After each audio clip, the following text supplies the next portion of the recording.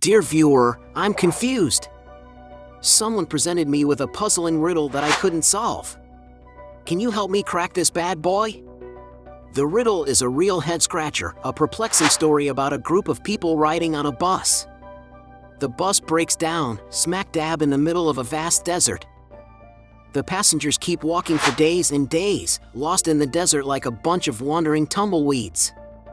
They all go through terrible circumstances, severe thirst with no water, extreme hunger, and exhaustion from all that walking. Everyone is on the verge of passing out, like a drunk frat boy. In the midst of these difficult conditions, something happens that turns the events upside down.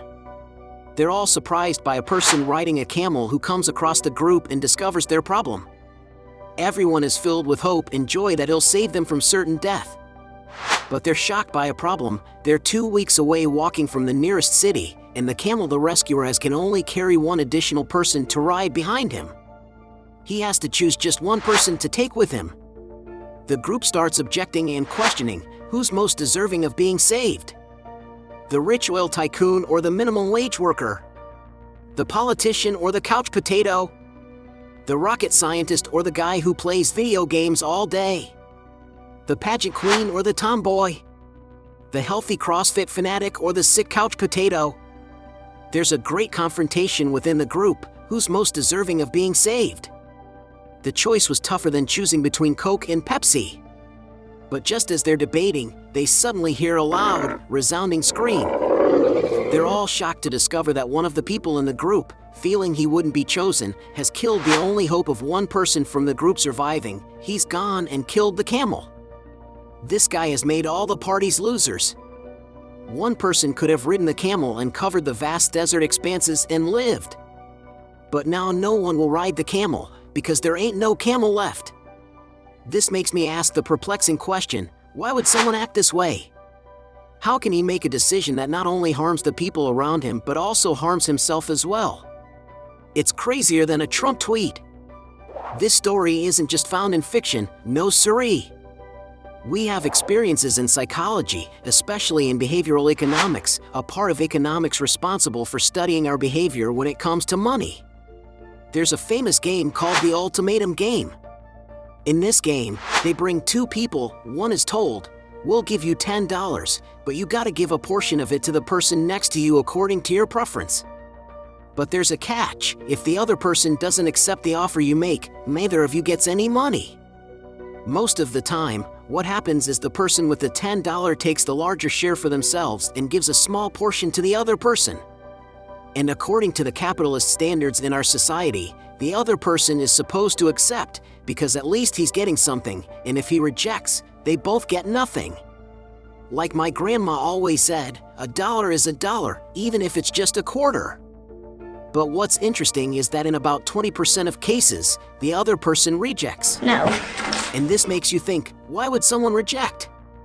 In the end, if he rejects, both parties lose, right?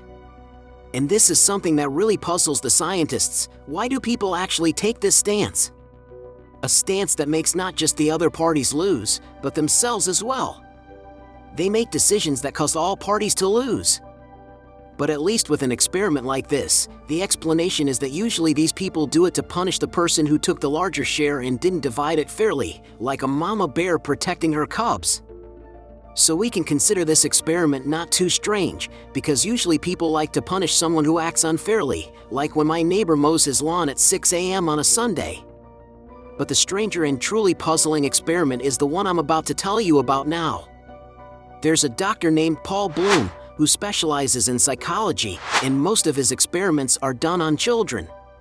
So he's probably the worst person in the world to be the child of. Because 3/4 of his psychology experiments will be conducted on you, and all your reactions, anything said to your parent, are all recorded, and the lectures are uploaded online for the whole world to see. And that's not the only disaster. His wife is the same way, so you were probably their graduate project from the start. I'm just joking, of course. It's a great honor to be their child, like being picked first for the dodgeball team. The experiment was conducted on children aged 7 to 8 years old, and 2 other age groups. But I chose this age group because it's the one that amazes people the most, like when a toddler beats you at Candy Crush. First, they wanted to test if the child prefers the greater thing and whether he understands what more and less mean. So, for example, they would tell him, you take $1 and the one in front of you takes $1? Or you take $2 and the one in front of you takes $2? Most of the children would choose to take the $2. This reassured us that the child's mind is thinking correctly, like a little Wall Street tycoon. This would make the second part of the experiment, where the bias would exist, meaningful, like a reality TV show twist. The second experiment was as follows. They would tell the child, you take $1 and the one in front of you takes $1? Or you take $2, but the one in front of you takes $3? And here the catastrophic result, 87% of the children chose to take $1 and the one in front of them takes $1 instead of taking $2 while the one in front of them takes $3.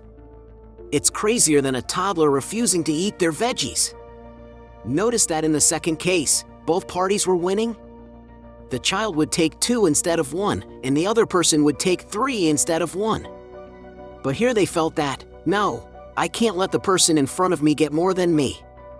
As long as the thing doesn't have a bigger share for me than the other person, I won't do it. It's like a sibling fight over the last cookie. These are children, and you're talking about a percentage of almost 90%. 90% of the children chose the option that not only makes the other person lose, but makes them lose as well. It's like they've got a PhD in selfishness. But it's clear that even children as young as 6 years old don't want someone else to be better off than them, even if that increases their own gains. It's like they're born with a natural talent for being a Scrooge. But the interesting thing about the study is twofold. First, the experiment was conducted on children to show that the tendency might be genetic, and that we might indeed be born programmed, in one way or another, to think only about our own interests. However, if my interest benefits someone else, and as a result, they end up better off than me, I won't agree to it, even if it means both of us lose. It's like the ultimate game of I win, you lose. The second thing is that it was done in a context where there was no punishment. I'm not now looking to punish the other person. In the first experiment, the first person is the one who divided the $10 in a way that made his share higher than the other person's. So we allowed him the idea that he wants to punish someone who acted unfairly by taking $6 or $7 and leaving him only $4 or $3 or just $1. And so we allowed that and he don't take anything instead of feeling unfair, like a kindergarten negotiation gone wrong. Here they did the experiment on the behavior of this person and found that he also rejects the sharing, even if the first party did not exercise any kind of behavior that we justified as unfair. And what's even more horrifying is that this is not the only study that tells us this. It's like a bad episode of Black Mirror.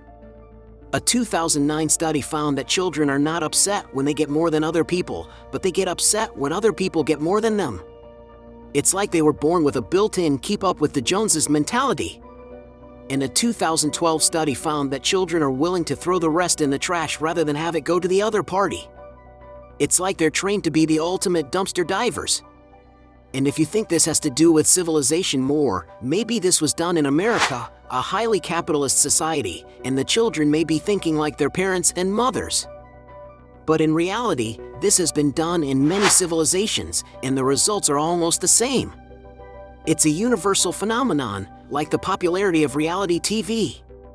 And in another age group, in the same experiment, in something called the relative advantage, where they presented the opposite to the child, that he is the one who takes more, then the majority of the children chose that they actually take more. It's like they've got a sixth sense for maximizing their own gains. And this may, in one way or another, mean that we are born selfish. We are born not wanting anyone to be better than us, even if the hypothesis is that by giving the other person the opportunity to be better than us, it will make us better as well. It's like they're hardwired for a zero-sum game of life. And this can be reflected in our lives in general, in a big way. The political parties that, instead of taking a stance in the interest of everyone, won't give them a better chance, start to choose the selfish solution, that since I'm going to lose, let me make all the others lose as well. It's like the ultimate game of I'm taking my ball and going home. And it's not just political, our social relationships can be like that. That's why an idea like this can actually be horrifying. Because if 90% of children of a certain age acted this way, when these children grow up and become important people in our lives, our colleagues, our leaders, and our bosses at work, what can happen? It's like being surrounded by a bunch of psychopaths. But in a press interview, Dr. Paul Bloom, who conducted the experiments, said he's not too upset, especially since the phenomenon has gradually diminished as the children mature. Meaning, the more the children grow and develop, the more generosity and logical thinking they gain. And they would agree to give the $3 to the other person and take the $2 for themselves. It's like they finally graduate from the Selfishness 101 class. And if this means anything, it means that the education and values we instill in our children can, in one way or another, triumph over their animal instincts. Which not only hampers the people around them but also hampers them as well. It's like they're finally learning to share their toys, one tantrum at a time. So, folks, remember, sharing is caring, even if your inner child is throwing a tantrum. Don't be like those kids in the experiment. Subscribe to our channel. It won't cost you a dime, and you might even learn how to be a better human. Finally, go back and watch the previous episode, check out the sources and books of Dr. Paul Bloom below the video, and stick around for our next video where we'll explore why adults still fight over the TV remote. Stay curious, and may your camel always carry you to greener pastures.